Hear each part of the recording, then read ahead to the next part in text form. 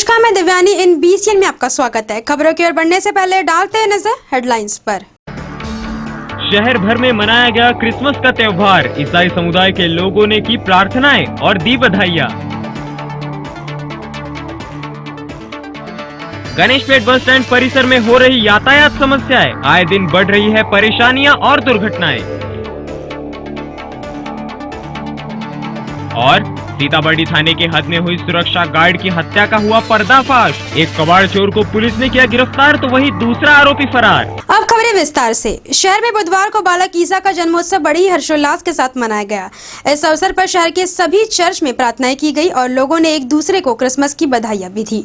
बालक ईसा का जन्मोत्सव हर्षोल्लास से उपराजधानी के हर चर्च में मनाया गया। रात 12 बजते ही चर्चों की बजती घंटियों ने सूचित कर दिया ईसा का धरती पर अवतरण हो गया है। उपराजधानी में सुबह से ही ईसाई समाज में हर्ष और आनंद की लहर व्याप्त रही। यह पर्व प्रेम, शांति और आनंद का संचार करने वाला पर्व है। ईसा का जन्म गौशाला में हुआ, जो ईसा की महानता का प्रतीक है। इतने महान होकर, ईश्वर के पुत्र होकर भी उन्होंने धरती पर अवतरण के लिए गौशाला को चुना। इसका अर्थ वह विनम्र बनकर आया और हमें नम्रता का पाठ पढ़ाया। इसी क्रम में अजनी, सीताबर्डी, जरीपटका, वाड़ी, मानकापुर, अनंत नगर आदि चर्चों में लोगों ने रात 12 बजे जन्मोत्सव की प्रार्थना में भाग लिया। पंकज पांडे, NBC न्यूज के लिए। सदस्यीय कमेटी का गठन किया है, जिसमें देहरादून स्थित wild life institute of India के डॉक्टर पराग निगम और डॉक्टर बिलाल हबीब सहित NTCA के नागपुर विभागीय कार्यालय के सहायक महानिरीक्षक रवि किरण गोवेकर का समावेश है। पेंच व्याघ्र प्रकल्प स्थित एनक्लोजर में रखे गए 3 बाघों की जल्द ही जंगल में रवानगी हो सकती है। इसके लिए राष्ट्रीय व्याघ्र संरक्षण प्राधिकरण यानी NTCA ने 3 सदस्यीय कमेटी का गठन किया है। यह टीम पेंच स्थित एनक्लोजर में कैद बाघों का अध्ययन कर NTCA को रिपोर्ट प्रस्तुत करेगी। NTCA कमेटी की रिपोर्ट के आधार पर वन विभाग को बाघों की जंगल रवानगी के निर्देश जारी करेगा। सूत्रों के अनुसार NTCA की कमेटी करीब 1 माह बाद रिपोर्ट पेश कर सकती है। गौरतलब रहे कि इन बाघों को कुछ माह पूर्व ही बोर के छोटे से एनक्लोजर में शिकार के प्रशिक्षण के बाद पेंच के नवनिर्मित एनक्लोजर में स्थानांतरित किया गया था। इसी तरह कुछ दिन पूर्व ही पेंच व्याघ्र प्रकल्प कार्यालय ने एक बाघिन को रेडियो कॉलर लगाकर जंगल में छोड़ने की तैयारी शुरू की है। पंकज पांडे, NBC न्यूज के लिए। मनपा की मराठी, हिंदी एवं उर्दू शालाओं में शिक्षा के गिरते स्तर के लिए शिक्षकों की कमी एक बड़ी समस्या बन गई है। शिक्षण विभाग के अंतर्गत प्राथमिक शालाओं में 26 और माध्यमिक शालाओं में 57 सहित 83 रिक्त पदों को शिक्षकों की नियुक्ति का इंतजार है। अपने ही हक के लिए एक बुजुर्ग महिला को कानून का सहारा लेना पड़ रहा है। मिली जानकारी के मुताबिक एक 72 वर्षीय बुजुर्ग महिला ने अपने ही बेटी के खिलाफ अंबाझरी थाने में शिकायत दर्ज कराई है। बुजुर्ग महिला की माने तो उसकी बेटी ने संपत्ति की लालच में उसे घर से निकाल दिया है। मौत की दहलीज पर खड़ी 78 साल की बुजुर्ग महिला को उसके ही लड़की ने घर से बाहर निकाल दिया। पिछले 9 साल से ये बुजुर्ग महिला अकेली गणेशपेट में किराए के एक मकान में अपनी जिंदगी काट रही है। राधाबाई तिवारी नामक इस महिला के पति का 10 साल पहले देहांत हो चुका है। तभी से राधाबाई की जिंदगी नरक से भी बदतर हो चुकी है। राधाबाई ने अपने बेटी के खिलाफ अंबाझरी पुलिस थाने में शिकायत दर्ज कराई है कि इस उम्र में जब उसको किसी का साथ नहीं है, वह अपने गांधीनगर स्थित मकान में रहना चाहती है। 2 साल निकालने के बाद में पुलिस केस से मैं घर के बाहर निकली। घर के बाहर निकलने के बाद में मुझे बहुत मुसीबत आई। इसने पहले मेरे को ढकेल दी थी। ढकेलने के बाद में पैर से मुंह तक गद्दा डाल दी, तो वो डर के मारे कि ये मेरे को रात में किसी भी टाइम पे ये मार सकती है। तो मैं यहाँ आई, उस टाइम पे खरबत साहब थे, तो उन्होंने बोला तुम ऐसा करो कि दोनों लड़कियों के पास में 6-6 महीना रहो। तो मैंने कही नहीं, मैं नहीं रहती। उसके बाद में ये ज़्यादा ही मारना पीटना, गिरा देना, छाती पे बैठ के मारना। तो मैं डर के मारे उन्होंने बोले कि तुम कहीं किराए का मकान ले लो और वहाँ आराम से रहो। मैं वहाँ रह गई। इसने मेरे ऊपर में केस कर दिया। केस में मैं कोर्ट में गई हूँ, एक तरफा केस ये जीत ली। जीतने के बाद में फिर अभी भी एक खेत बेची, तो उसमें वो साइन नहीं कर रही और बोलती मैं घर खाली नहीं करूँगी। और मुझे घर मालकिन ने बोली है कि मकान खाली करो। वो घर किसका है? वो घर मेरा है। राधाबाई ने इस मामले को लेकर गांधीबाग जोन क्रमांक 6 के संतोषी बहुउद्देशीय जन कल्याण संस्था के पास शिकायत की है। इस संस्था ने राधाबाई के मदद के लिए कोर्ट में दरवाजे भी खटखटाए हैं, लेकिन संस्था में कार्यरत महिला वकील भारती तामगाड़गे ने इस मामले में बताया कि जब तक कोर्ट का फैसला आएगा तब तक शायद राधाबाई इस दुनिया में मौजूद नहीं रहेगी। इसलिए इस मामले में पुलिस ने पैरवी कर राधाबाई को इंसाफ दिलाना चाहिए। आणि यांच्याकडे 4 रूम्स पोझिशनमध्ये होते. जॉईंट हिंदू फॅमिलीची प्रॉपर्टी आहे ती. त्या 4 रूम्समध्ये यांची जी मुलगी आहे, मोठी मुलगी, लग्नानंतर यांच्याकडे येऊन राहायला लागली. काही दिवसांनी तिने यांना त्रास देणं सुरू केलं आणि त्रास दिल्यामुळे काय ह्या वैतागून गेल्या आणि अक्षरशः त्यांनी घर सोडून दुसरीकडे राहायला लागल्या. काही दिवसांनी काय झालं की तो जो त्रास म्हणजे झाला म्हणून त्या बाहेर झालेल्या. आता त्यांना मेडिकल जे प्रॉब्लेम्स आहेत त्यामुळे त्यांना पैसे पुरत नाही आहेत त्यांचे आणि किराया देणे किंवा बाकीचं सगळं त्यांचे जे एक्सपेन्सेस आहेत ते कव्हर होत नाही. त्यांची एवढीच इच्छा आहे की 4 रूम्स जे त्यांच्या पोझिशनमध्ये होत्या त्या आजच्या तारखेला त्यांच्या मुलीच्या पोझिशनमध्ये आहे त्या त्यांनी या 2 रूम्स ॲटलिस्ट त्यांना द्यावे आणि सो दॅट म्हणजे ते त्यांचं आपलं एक्सपेन्सेस कव्हर करू शकतात. एवढंच त्यांची इच्छा मागणी आहे. गौरतलब रहे कि राधाबाई को 2 लड़कियां हैं, जिसमें से बड़ी बेटी ने उनको घर से निकाल दिया है। राधाबाई को दूसरी लड़की के घर में रहने के लिए जाना गवारा नहीं है। इसका कारण पूछने पर उनका कहना है कि हमारे धर्म में ब्याही हुई लड़की के घर पानी तक पीना हराम होता है। बहरहाल अब देखना होगा कि राधाबाई के साथ अंबाझरी पुलिस और उसकी बेटी की ओर से क्या इंसाफ होता है। कैमरामैन सनी भोंगाड़े के साथ Pankaj Pandey, NBC news, Nagpur. Jaripatka police के खुफिया विभाग से मिली जानकारी के आधार पर कार्रवाई करते हुए भंडारा रोड से एक शख्स को गिरफ्तार किया गया है। गिरफ्तार किए गए शख्स के पास से एक कट्टा और 2 जिंदा कारतूस बरामद किए गए हैं। जरीपटका पुलिस ने गुप्त सूचना के आधार पर कार्रवाई कर एक आरोपी को गिरफ्तार किया है। इस आरोपी के पास से पुलिस ने एक देसी कट्टा और 2 जिंदा कारतूस बरामद किए हैं। मिली जानकारी के अनुसार जरीपटका पुलिस को किसी गुमनाम शख्स ने फोन कर जानकारी दी कि श्रावस्ती नगर इलाके में कोई युवक पिस्तौल की नोक पर लोगों को धमकाने का काम कर रहा है। इसी सूचना के आधार पर पुलिस ने मौका वारदात पर पहुंचकर आरोपी को गिरफ्तार कर लिया। आरोपी 30 साल का देवेंद्र राजपूत बताया जा रहा है। जांच में पता चला है कि देवेंद्र का किसी भी थाने में कोई आपराधिक रिकॉर्ड नहीं है। इसमाकडे असा देशी कट्टा आहे तो त्या ठिकाणी उभा आहे अशी माहिती मिळाल्यानंतर आम्ही 2 पंच बोलावले. ते 2 पंचासह त्याला मिळालेल्या बातमीप्रमाणे त्याला रेड केलं. त्या इसमाच्या कमरेशी एक देशी कट्टा पितळी मूठ असलेला हा मिळून आला. कारतूस सुद्धा मिळालेला. हा 2 कारतूस पण मिळालेले. सर काही सांगितलं कुठून आणलेला आहे? सध्या तपास सुरू आहे. तपासामध्ये माहीत पडलं कुठून आणलेला आहे काय. सर कशा निमित्ताने तो घेऊन फिरत होता? काही कुणाचं मारायला? आता त्यांनी सध्या काही सांगितलेलं नाही आहे. विचारपूस सुरू आहे. गौरतलब रहे कि इस आरोपी के पास से पुलिस को छानबीन के दौरान एक देसी कट्टा और 2 जिंदा कारतूस बरामद हुए हैं। बहरहाल ये देसी कट्टा आरोपी ने कहां से खरीदा था और किस इरादे से लाया था, इस बारे में जरीपटका पुलिस की जांच शुरू है। कैमरामैन सनी भोंगाड़े के साथ पंकज पांडे, NBC न्यूज, नागपुर। पंजाबराव देशमुख कृषि विद्यापीठ के निर्माणाधीन रिसर्च सेंटर परिसर में शनिवार को तड़के हुई सिक्योरिटी गार्ड पुरुषोत्तम गणपत राहुलकर की हत्या के मामले में पुलिस ने एक आरोपी को गिरफ्तार कर लिया है, जबकि उसका साथी फरार है।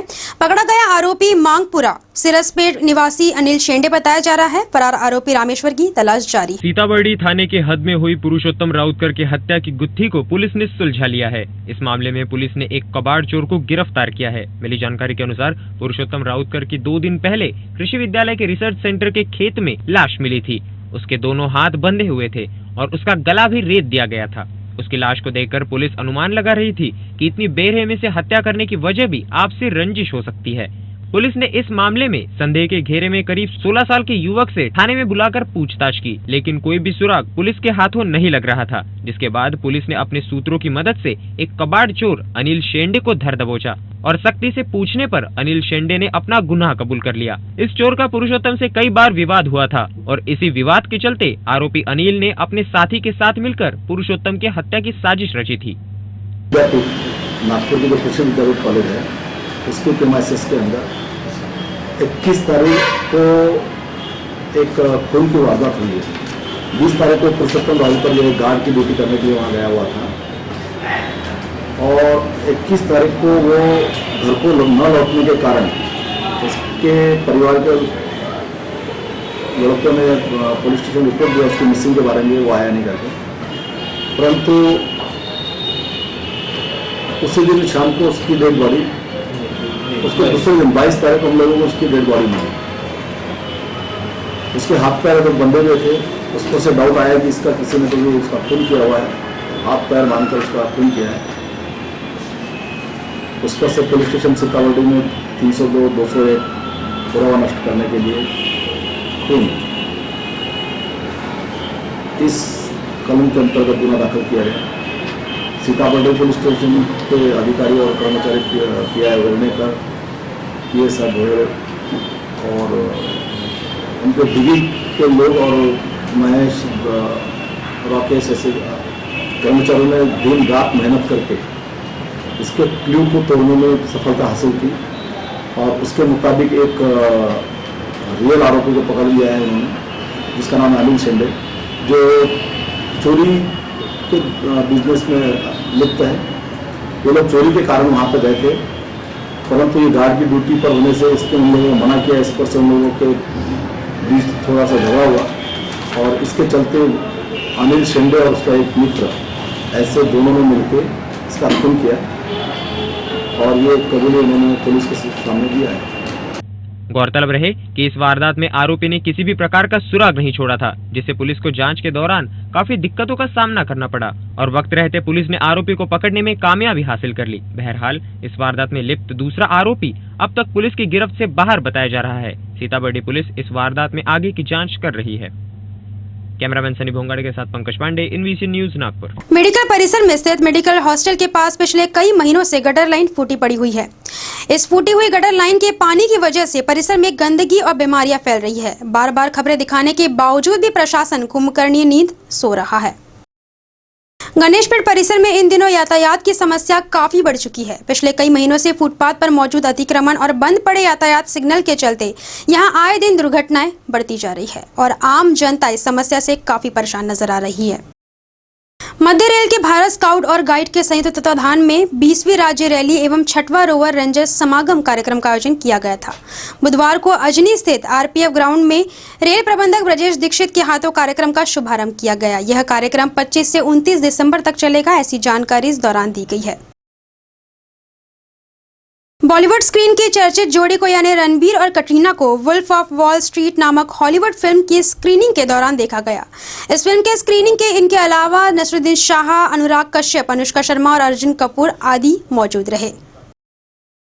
हाल ही में कंगना रनावत ने एक बुक लॉन्च के दौरान मुंबई में महिलाओं की सुरक्षा के बारे में अपने ख्यालात रखते हुए कहा कि मीडिया फील्ड में काम करने वाली महिलाओं को काफी परेशानियों का सामना करना पड़ता है और ये मीडिया इंडस्ट्री काफी चुनौतीपूर्ण होती है।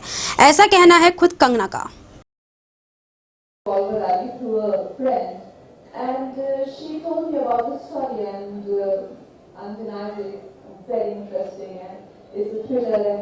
girl's character, like Mr. Ravi has read out to a paragraph. It sounds very upfront, very fierce, somebody who doesn't follow the rules.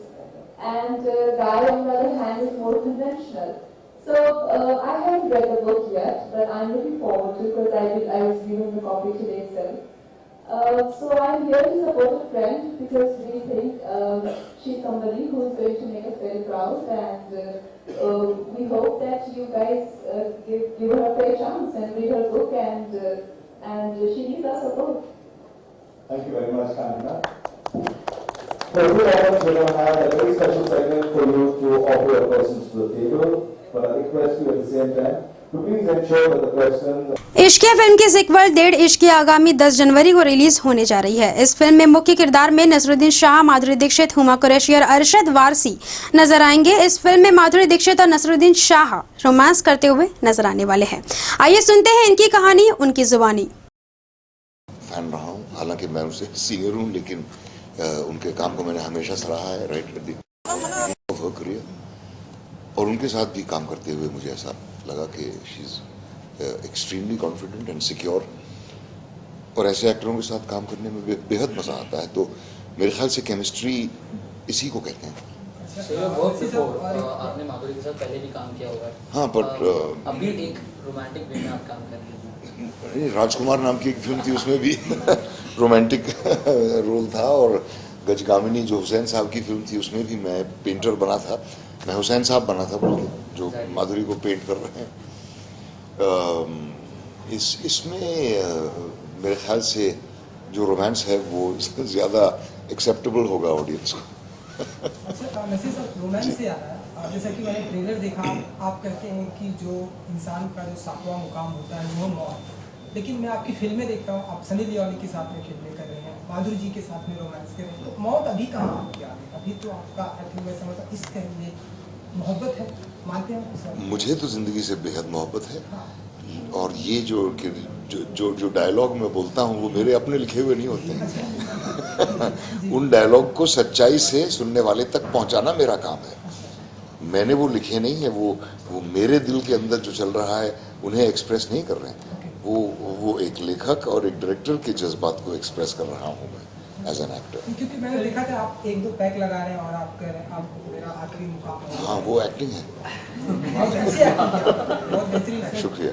चेहरे को देखने के बाद शायराना अंदाज आता खबरें समाप्त करने से पहले एक नजर डालते हैं हेडलाइंस पर। शहर भर में मनाया गया क्रिसमस का त्योहार। ईसाई समुदाय के लोगों ने की प्रार्थनाएं और दी बधाइयां।